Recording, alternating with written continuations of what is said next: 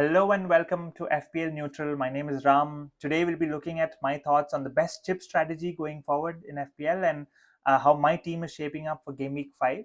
So do remember to leave a like on this video, and if you want to follow my team for the rest of the season, subscribe to the channel. So let's jump right in. Let's look at how I did in Game Week 4. First up, 66 points. It was a red arrow, down from 900,000 down to 1.5 million. So still a decent rank, but of course a disappointing week. I think my transfer didn't work out. He was so close. I was so close to bringing in Semenyo. So I had two free transfers. Sorry, I had one free transfer going into last week, but I decided to do two transfers and take a hit. I went from Giu all the way up to Gyökeres, who did return and got me the goal, although I hoped it would have been higher. But I was downgrading Bruno Fernandes to make up money for that. My two options were Semenyo or Gakpo. Now, I just thought I might be looking to maybe bring in Haaland in game week 6 and maybe play the wild card. And I thought I could bring in Semenyo in game week 6 because he was playing Leeds then, and I could attack the short term fixtures of Gakpo against Burnley away and Everton at home. And I just went for Gakpo, and of course, Semenyo came out with a 13-pointer, a goal, and an assist. We just found out he's on penalties, which we didn't know before. So that was definitely a mistake, maybe, unless Gakpo really does well this weekend against Everton. But that 13 points from Semenyo would have been really nice, and I'm sure that would have been a good green arrow for me there.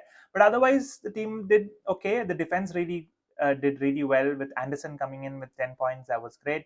And Lacroix with 6 missed out on DEFCON, but still against a good fixture against Sunderland came returned with 6. Pedro Porro came out with 6 points. Of course, it's been sort of like 4 returns in a row from him, but does feel a little disappointing because the other defenders from Spurs in this game, Van de Ven got 14 points, Romero got 12 points, and Pedro Porro is more expensive than both of them, right? And like you're expecting more at maybe the odd attacking returns from them. But since Javi Simons has come in, he's lost set pieces. So I think Pedro Porro could be on the chopping blocks very soon, but still happy with the 6 points there. In midfield, Mohamed Salah comes again, once again, with a late penalty against Burnley. My captain, that is 4 game weeks in a row now that my captain has returned in injury time. That is thrice Salah and once from Bruno Fernandes. So I consider myself very lucky to have that. But Salah on penalties again converted it really well, and he looks to be in better form in midweek in Champions League as well. He scored a goal and assist, so thankfully saved my game week there. The other 3 midfielders all blanking: Kudus with 3, Reinders with 3, Gakpo with 3.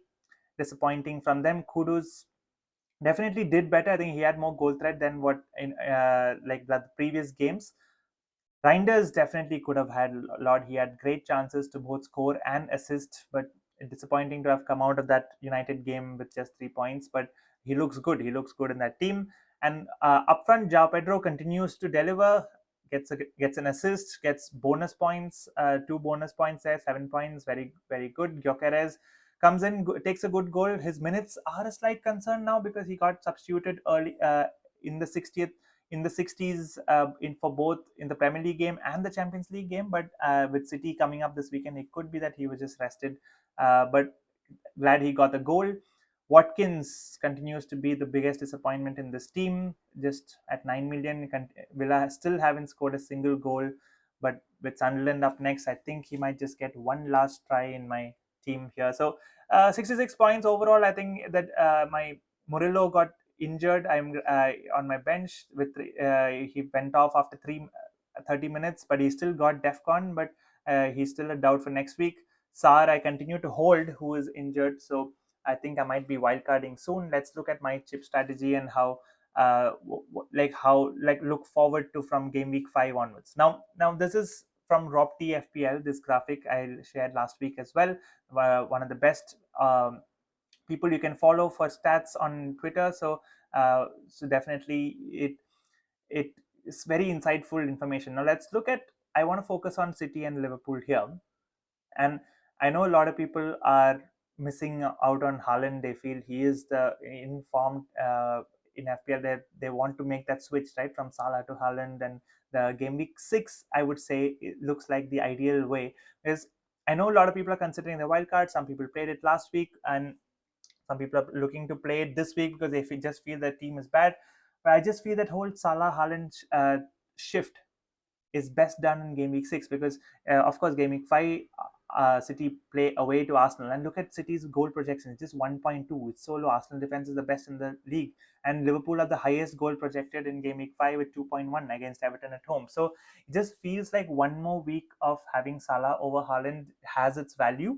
If you're able to field 11 players in your team, and you don't have to worry there. I think game week 6 is the right place. We look at that 2.8 to 2.0, 2.1. So City look fantastic from game week 6 onwards. And Liverpool, although they have a dip in game week 6 and 7, they do come back with good numbers from game week 8 onwards. So although you might miss out on Salah, maybe down the line you can look to bring in maybe Salah himself, or maybe somebody like an Isaac, because we don't know how quick he could be well gelled into the team and start scoring goals. So we'll see then. Arsenal, of course, we've always been saying game week 7 is that entry point. The game week 5 and 6, the numbers are slightly lesser, but still the defense numbers are still good. We'll see in the next slide. But from game week 7 onwards, their goal scoring numbers look great. Gyökeres, I'm very happy to have in my team here. I think I'll be continuing with him if I do play the wild card next week.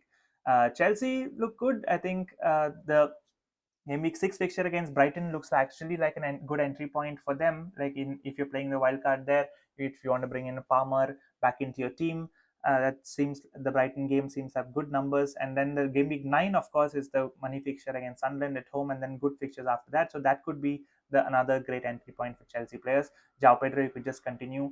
Spurs continue to have decent numbers. Newcastle are actually pretty interesting because, of course, the next two are low, 1.4 and 1.2. But from game week 7 onwards, they do have good numbers, 1.8 and then 1.7 and 1.6 in the next 4 fixtures. So on a game week 6 wildcard or game week 7 wildcard, I would definitely consider Newcastle midfielders like somebody like a Gordon or even a striker, Walter Mada, if he uh, continues to be in form, right? So and then a few drops here. I think Crystal Palace has dropped down to quite low, I think, with the injuries. So I think Mateta, might want to get out of there. Nottingham Forest, Everton are a bit low. I know a lot of people are considering their midfielders, but still, I think they will still have decent fixtures. Let's take a quick look at defense. I think Arsenal is one I want everyone to focus on. Look at those numbers from even before game week 7, even when they're playing City and Newcastle, they still have over 30% odds of clean sheet. And after that, it's just brilliant: 52, 40, 48, 51. Those are terrific numbers. I think Arsenal double defense is the way to go. And another reason why a game week 6 or a 7 wildcard will do well is where you can just get on that double defense and have them for the long term, because they just look brilliant. The Soboslai free kick is the only goal they've conceded so far. And then beyond that, I don't see too many banker clean sheets. I think, of course, the smaller teams, even in the tougher fixtures, they will continue to get the DEFCON points, and I think that's where the game is this year in FPL.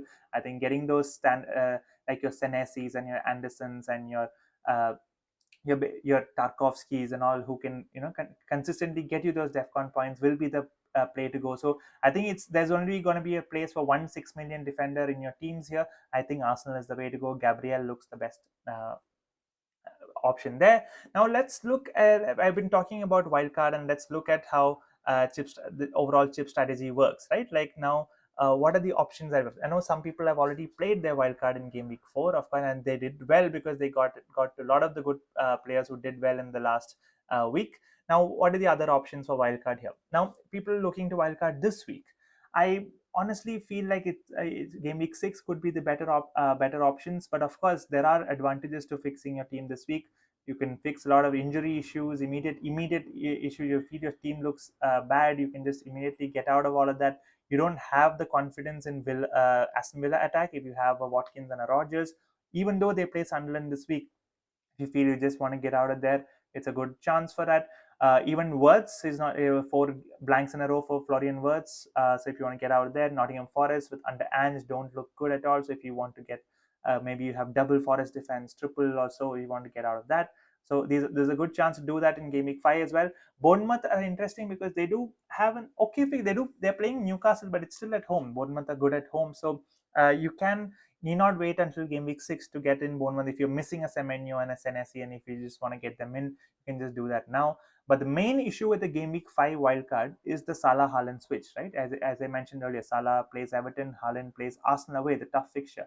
If you're okay with just bringing in Haaland, because I feel game week 6 onwards, everyone should have a path to Haaland, because I think that's where the as far as at least what the stats say, the predictions say, Haaland is the one to go for. So game week 5 wildcard will just be bringing that move a 1 week early. It's not a great entry point for either Arsenal fixtures or City players. But so game week 6 looks to me, at least for my team as well, the best option, because first of all, you can, like, if you're able to roll your transfer this week and you can do your wildcard in game week 6, you can bring in all these players, you can bring in your Haaland, you can bring in your Arsenal players, and you can what that does is that you get to roll these free transfers over, right? You'll have a fully wildcarded team, a fully fixed team with maybe one or two free transfers at the end of it. So I think your team is be in good shape if you can if you're able to do that.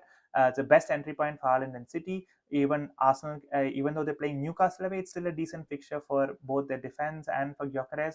Everton play West Ham at home, so that's another point you can enter there. You can jump on Chelsea early, because I mentioned the Brighton at home fixture is good. If you want to jump on a Palmer early, or continue with João Pedro, that's a good option in your game week 6 wildcard. And of course, you can get your team ready for other chips, right? Your free hit and your bench boost and your triple captain. You can just fix your team up for planning your other chips later. And if you don't want to do it in game week 6, then I will say game week 8 or 9 is the better option there. You can bring back your Liverpool players. You might have sold Salah for Haaland in game week 6, but you can bring them back in game week 8 or 9 when they have better fixtures. You can load up on Chelsea from game week 8 and 9. They have fantastic fixtures from there. And then the best fixtures you're targeting: Arsenal, Chelsea, Everton, Wolves, Palace. A lot of the teams you do have already. So there is a question whether you need to wildcard, or can you just wildcard early and then carry these players throughout. There is an opportunity to exit Spurs and City, because they might have slightly short-term difficult fixtures there. This is the wildcard windows in the upcoming weeks. Now, let's look at bench boost now. Bench boost, of course, a lot of people are considering bench boost in this week, in game week 5. Now, because bench boost is actually a weak chip. I don't think that you people should be expecting too much from your bench boost. It's something that you just play when your bench looks okay. Anytime, you need not plan for it too much. But one thing, what can we do? Like, I think most of us have Dubravka as a second keeper, Burnley keeper. Some of us have Leeds defenders as our 4.0 defender. Could be a step from Burnley, could be Sunderland. So it's always good to see who these bench fodder picks, what fixtures do they have, so we can plan accordingly. So game week 5, the one reason is that Burnley played Forest at home, Leeds play Wolves. I think so you can definitely do seems like good fixtures. You can play those there. But any injury that you have, any doubts that you have, like I have Murillo in my team, I have Sar in my team, so obviously I wouldn't want to play my bench boost if I have any sort of injury issue. If you are still carrying Giu, for that matter, like, you don't want to be playing him, because I don't think he'll get any minutes even. Reinders and Dewsbury Hall both have difficult fixtures, Arsenal away and Liverpool away. So if they are your budget midfielders, so not the best place to bench boost. I think game week 8 and game week 9 are decent options for bench boost. I think let's look at game week 8, where Burnley and Leeds both play each other. Sunderland play Wolves. So again, all the bottom teams are playing each other. So good chance for them. I think Anderson, Senesi do have slightly difficult fixtures. Anderson playing Arsenal, Senesi playing Palace, but still, these are the players you just stick for DEFCON, right? That, I think that's a beautiful part of DEFCON now, that you can just have your defenders play through difficult fixtures there. It's slightly bad fixtures for Everton mids, because they play City again there. Now in game week 9, again, you can see Burnley plays Wolves, Leeds plays West Ham at home. Of course, if you have Palace players, may not be best, because they're playing Liverpool away. If you're Anderson playing Newcastle away, it not be great. But still, any of these weeks are fine. Any week and later is fine. I don't think bench boost is something you need to worry about too much.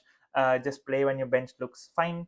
And next up is free hit. I think initially a lot of us were considering, including myself, are considering a game week 6 free hit, right? Because that was Haaland's best fixture. Because we all started with Salah in our teams, and when Haaland has his best fixture for captaincy, you want to go there. So we just thought, we can go for Burnley, but it just feels like Haaland and City are on a really good form. Haaland is getting the goal, so you don't want him just for 1 week. You actually want him for longer. So I just feel free hit may not be the best way. I think wildcard is probably the better choice if you really want to go there, or just use your free transfers to get Haaland in. You make the switch between Salah. You sell Salah for somebody like a Semenyo or somebody even depending on how much money you have left, or you can sell somebody like a Watkins and go to Haaland. So I wouldn't want a free hit in game week 6 because even the people who have good fixtures like Bournemouth, who have leads in game week 6, they have good long term fixtures as well. So you don't need them for 1 week. You want them for longer. So what about game week 7? That's actually again a decent time to play it. Chelsea play Liverpool, so you can avoid those players. You can jump on Gyökeres and Arsenal defense if you don't have them in your team, and their best fixture is actually West Ham at home in game week 7. So you can get them for their best fixture. You can get back some United players like Bruno or Mbumo who are playing Sunderland at home. So if you've already sold them on earlier in your wild card or something, you can get them back in the free hit. And then if you feel Villa are back clicking, Watkins, Rogers, they both play Burnley at home in game week 7, so that's another opportunity to bring them back. But yeah, it's laughable at this point to think that, but maybe things can change. And now, what about game week 10? That's another option where you can look at it. So City play Bournemouth. I think those are two teams that we're going to be loading up on in our early wildcards. If you're doing it in game week 6, we're going to have Semenyo, Senesi, or Haaland, and all that. So they play each other. Spurs play Chelsea. So you could have your Spurs defense, your Kudus, and your Javi Simons, and your Chelsea player. So that's another. They play each other. So game week 10 looks like a good wildcard. Sorry, free hit option. Personally, I think I'm leaning towards game week 10 at the moment. You can target a few fixtures like Arsenal, Newcastle, Everton, Brighton, Fulham, all have decent fixtures in game week 10. So it's something you can look at free hit. And then let's look at triple captain. I think this is the chip I feel which needs the least amount of planning. You can just there's so many options. You can just go for something that way. It's something that you go with your gut, right? If you just feel like okay, this is somewhere the player is going to haul, you can just go there. Haaland, Burnley at home in 6, Leeds at home, Sunderland at home, West Ham at home. In a lot of game weeks ahead, we're going to have opportunities. If you want to triple captain Salah, Sunderland at home in 14, Wolves at home in 18, all that works. If you feel like captaining Palmer, game week 9 against Sunderland, game week 11 against Wolves, these are options. Of course, Gyökeres I've just added. I know a lot of people may not go there, but if you just want to punt there, game week 7 against West Ham or game week 16 against Wolves, these are options. So just have your pick and go with your guts. Now, of course, these are the I've let's once the chip strategy is done, let's look at how my team is looking for game week 5. So now it's you might have figured out I'm looking to roll this week, roll my transfer. I want to go into game week 6 with 2 free transfers, and most likely I'm going to be playing my wild card in game week 6, and then I'm going to be coming out of that with 2 free transfers in game week 7 and look to even roll more and try to get it up to 3 or 4 or 5 even. So that is what I'm looking at. Let's look at my team now. That I do have some injuries on the bench. If you see, I still have Ismail Assar on my bench. I have Murillo who's taken a knock, so he might not play. I have Reinders who's playing Arsenal away, so I do want to bench him because I don't expect returns there. The goalkeeper. Now let's start with who I'm starting. The goalkeepers, it genuinely is a 50-50. I feel because Sanchez against United away and Dubravka against Forest at home.